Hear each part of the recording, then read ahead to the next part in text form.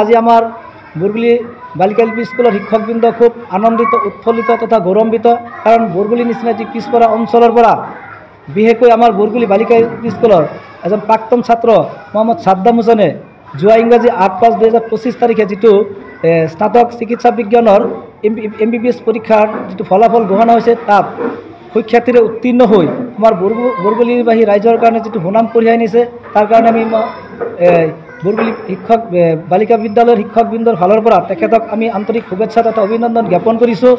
আৰু তেখেতৰ পিতৃ মাতৃ পৰিয়ালবৰ্গ তথা অভিভাৱক আৰু শিক্ষাগুৰুসকলক এইটো চাগতে ধন্যবাদ জ্ঞাপন কৰিছোঁ।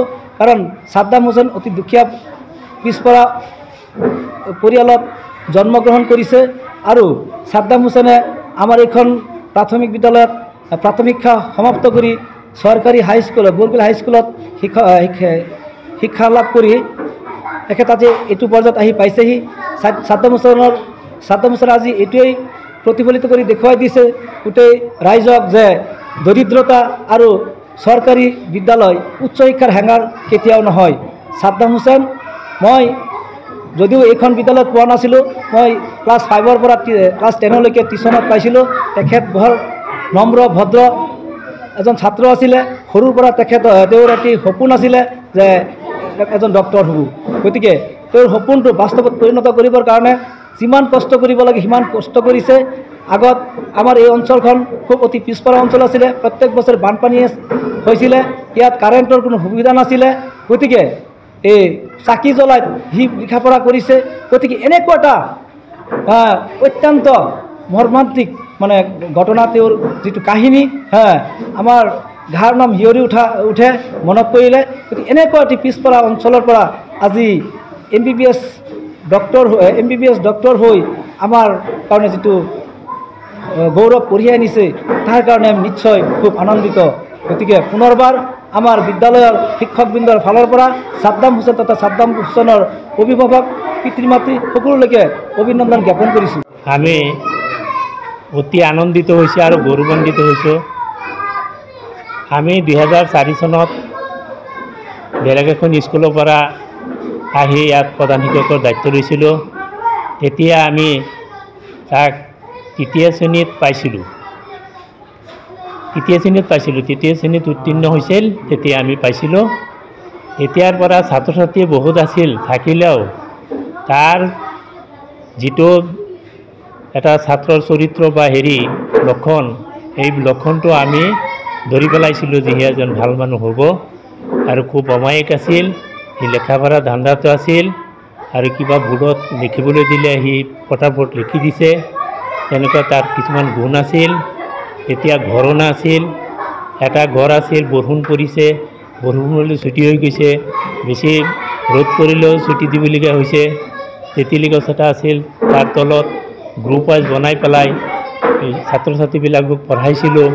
তেতিয়া মতিউৰ মাষ্টৰ আমাৰ লগত আছিল। মতিউৰ মাষ্টৰ ছিয়াতি হৈছে, সদায় থাকিব পৰা নাই, মই অকলেই চলাইছোঁ এই স্কুলখন। সেই হিচাপে মোৰ ফালৰ পৰাও তাক যে বেছি সহায় কৰি সেইটোও এটা অপাৰক হৈছিলোঁ। গোটেইখিনি ছাত্ৰ কণ্ট্ৰল কৰাটো অপাৰক হৈছিলোঁ। গ্ৰুপ বনাই পেলাই আমি শিক্ষাদান দিছিলোঁ।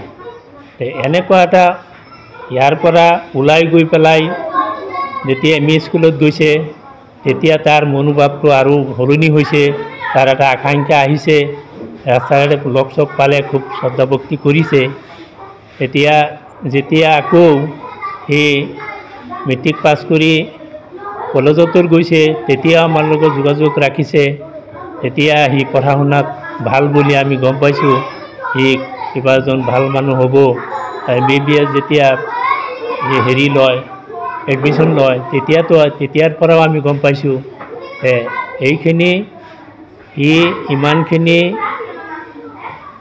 প্ৰাকৃতিক দুৰ্যোগ বিভিন্ন সমস্যাৰ ভিতৰেও তেখেতে যে পঢ়ি শুনি গৈ এজন MBBS ডাক্তৰ হৈছে, সেইটো আমি বিৰাট এটা গৌৰৱান্বিত হৈছোঁ। আৰু আমি সিহঁতৰ পৰিয়ালবৰ্গক, মাক বাপেকক আমি ধন্যবাদ জ্ঞাপন কৰিছোঁ। অতি আনন্দিত হৈছোঁ।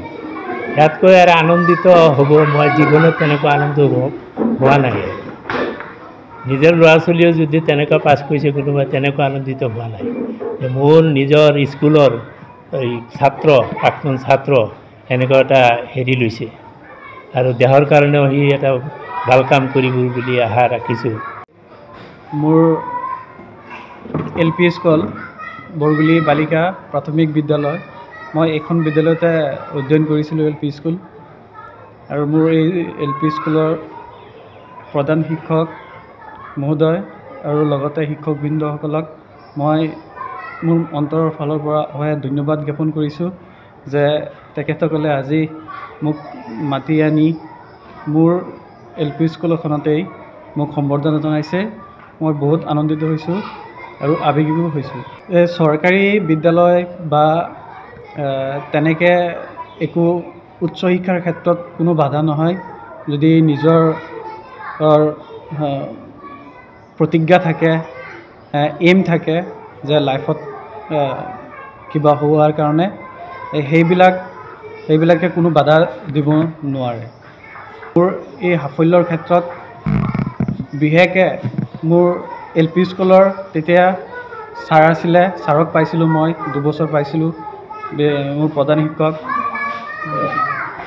চিকান্দৰ আলী চাহাবক, তেখেতক পাইছিলোঁ। তেখেতে তেতিয়া আমাৰ স্কুলখন পকা নাছিলে, তেতিয়া স্কুলখনৰ অৱস্থা বহুত জৰাজীৰ্ণ আছিলে, মাটি আছিলে, পকা নাছিলে। তাৰপিছত এই মাটিত বহি বস্তা পাৰি পঢ়িব লগা হৈছিলে। তেতিয়া ছাৰে আমাক গ্ৰুপ ৱাইজ পঢ়াইছিলে, গ্ৰুপ ৱাইজ 3জন 4জন গ্ৰুপ কৰি পঢ়াইছিলে। ছাৰেও তেতিয়া বহুত কষ্ট কৰিছে আমাৰ কাৰণে। কিবা নোৱাৰিলে ছাৰে লগে লগে কৈ দিছে আৰু কেনেকৈ পঢ়িব লাগে ছাৰে তেনেকৈ বুজাই দিছে আৰু তেনেকৈ ছাৰৰ কথা মতে আমি পঢ়ি গৈছিলোঁ। আৰু সেইমতে তাৰ পৰাই প্ৰাথমিক অৱস্থাৰ পৰাই মোৰ মনত এটা ধাউতি আহিছিলে যে মই ভালকৈ পঢ়িম, ভালকৈ পঢ়াৰ পিছত জীৱনত আগবাঢ়ি গৈ এই ভাল কিবা এটা পদবীত প্ৰতিষ্ঠিত হ'ম বুলি আশা আছিলে। উপস্থিত থকা মোৰ শ্ৰদ্ধাৰ শিক্ষক নুৰ হুছেইন চাহাব ডাঙৰীয়া, তেখেতক মই ক্লাছ 5ৰ পৰা পাইছিলোঁ। তেখেতে টিউশ্যনত পাইছিলোঁ মই।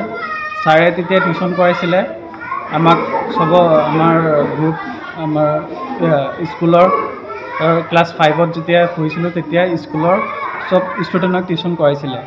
সেই টিউশ্যনত তেতিয়া মোৰ আৰ্থিক অৱস্থা অতি বেয়া আছিলে, পইচাৰ কাৰণে মই টিউশ্যনত যাব পৰা নাছিলোঁ। তেতিয়া ছাৰক মই এপ্ৰ'চ কৰিছোঁ ছাৰক। তেতিয়া ছাৰে কৈছিলে যে পইচাৰ কথা ভাবিব নালাগে, তুমি যদি ভালকৈ পঢ়া, লাইফত আগবাঢ়ি যোৱা, তেতিয়াহ'লে একো নালাগে, তুমি আহি পঢ়িবা, যিমানলৈকে পঢ়িব পাৰা পঢ়িব পাৰিবা।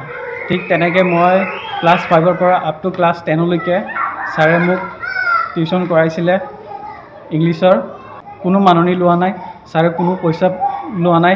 ছাৰে গম পাইছিলে যে মোৰ আৰ্থিক অৱস্থা বহুত বেয়া, সেইকাৰণে ছাৰে তেনেকৈ কোনো মাননি বা পইচাৰ এটকাও লোৱা নাছিলে।